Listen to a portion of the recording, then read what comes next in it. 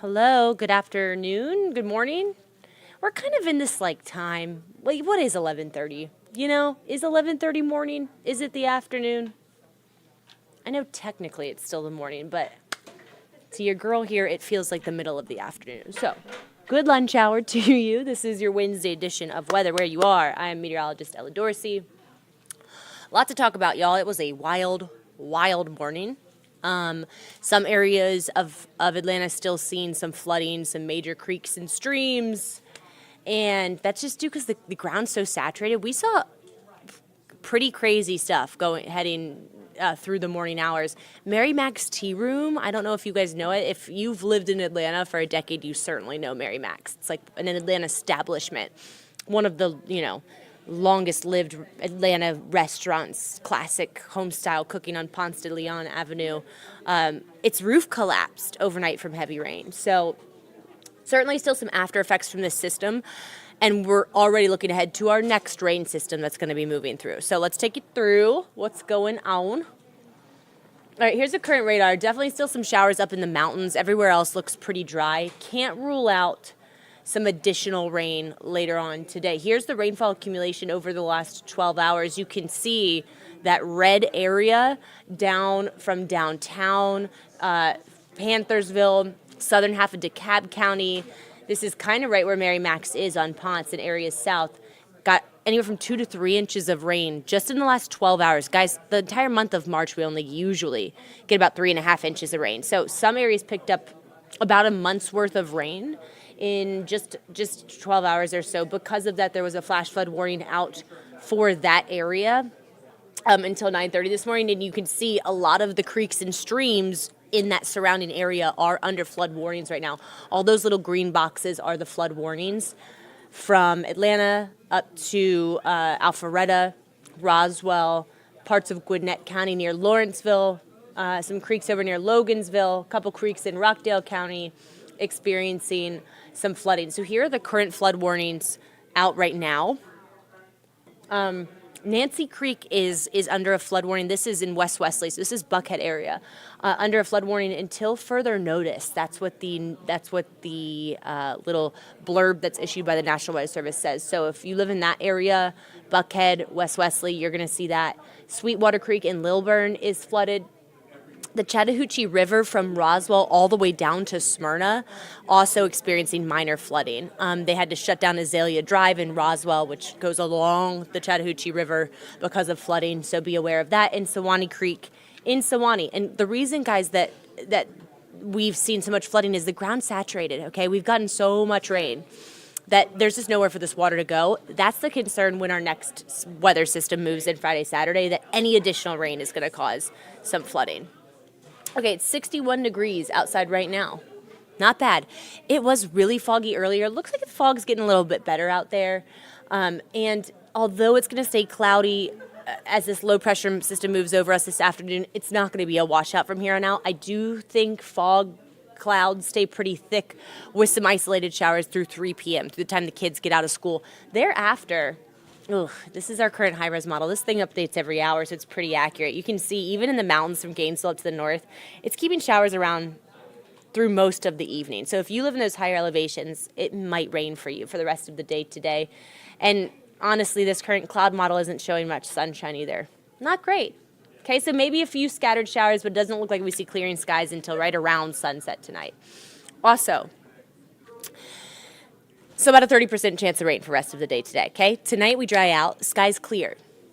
3 ingredients that you need for fog: clear skies, a cool night, and a wet ground, okay?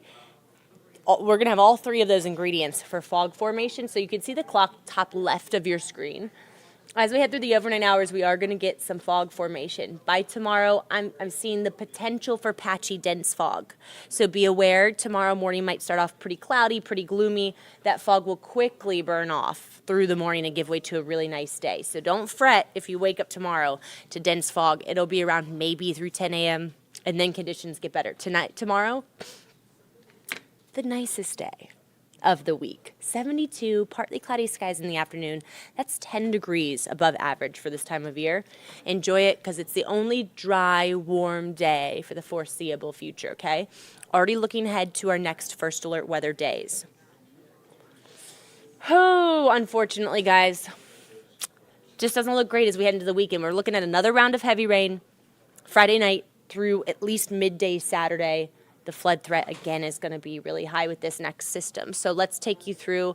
This is, I believe, the Euro model, which is one of our long-range models. Has a few showers Friday morning, but the heaviest, most impactful rain arrives around and after sunset on Friday night. So if you have Friday night plans, you certainly are going to want to factor this into your Friday night plans.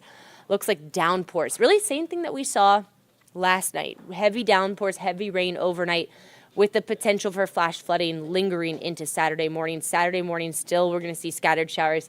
I think we'll start to dry out Saturday afternoon, evening, but very similar to today, it may take all day for the rain and clouds to move out. So it just doesn't look too nice on Saturday. It's also going to be quite breezy through the day. So this is the rainfall potential with this next system. Like I said, many of us already saw 1.5 to 2.5 inches of rain with this last one. The next one going to drop the same amount, another 2 to 2.5 inches. And just think about it. The ground is already so super saturated that the flash flood threat with this next system will be even a little bit higher. I'm not seeing a great threat for severe weather, but flooding is going to be a big deal, I think, Friday night and especially into Saturday morning. So be aware of that. If you get up early Saturday, if you have anywhere to drive Saturday morning, you really want to pay attention to the roadways Saturday morning. Right now, the flash flood threat issued by the Storm Prediction Center, you can see we're pretty much all under that yellow. That is a 15% risk. I bet that'll go up just a little bit, okay? So if you're looking for a dry streak, you're really not going to get it until Sunday. Sunday is when the dry period starts to take over. Sunday, Monday, Tuesday, completely dry. One of our long-range models, GFS, really wants to hint at a little system midweek next week. We're not buying into it. If that doesn't happen, we could stay dry through the whole week next week. So it actually will end up being a really nice week, okay? But it is going to get a little bit cooler. We've had really mild nights, right? Like in the 50s every single day this week. We'll be back into the 30s next week. And I just want to note that because we've gotten all of this rain and it's been really mild, I expect pollen levels to be off the charts next week, okay? Just wanted to remind you guys that our last freeze usually occurs in the second half of March for Metro Atlanta.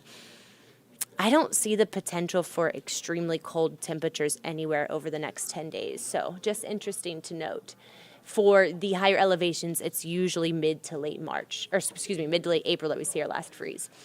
Another little something to remind you guys, we spring forward this weekend. Saturday night, the clocks jump at 2 a.m. to 3 a.m. So while we are asleep, you'll probably wake up and be like, wait, why is it 10 a.m., right? It's because we'll spring forward, but then the sun will start setting an hour later. On Sunday, the sun will not set until 7:42 p.m. It's what everybody waits for all year, except for us AM newsers, because we go to sleep when it is completely bright outside.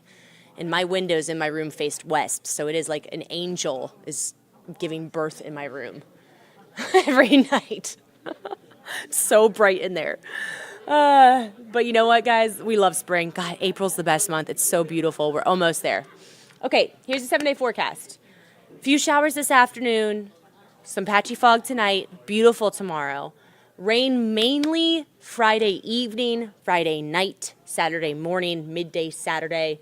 Sunday is going to be quite a bit cooler and breezy. It's certainly not going to feel super nice outside. You'll need to bundle up, but it's going to be a dry day. And that's the start of a much drier pattern that takes over next week. By next Tuesday, we're right back up to 70 degrees, okay? Tomorrow, y'all, I will go through a little bit further the I'm going to get a little nerdy, you know? Like, I'm going to show you guys my forecast process, where I start, which is usually with the level of non-divergence, 500 millibars. I mean, if you guys are weather geeks out there, I'm going to take you through the whole process of how I forecast. That'll be fun. Fun for us, okay? All right, y'all. Have a good day. Today's my rest day. I don't have to go to the gym. So I'm going to go sit on the couch. Dun, dun, dun, dun, dun, dun. So excited about it. Hope y'all have a good day. Jen will be on in 20 minutes on Atlanta's First at noon, and I will see you back on air tomorrow, 6 to 7, 9 to 9:30 on Atlanta News First, 7 to 9 Peachtree TV. Guys, don't forget, we run that newscast every morning, 7 to 9. We'd love to have you join us. All right? Have a good day. Bye.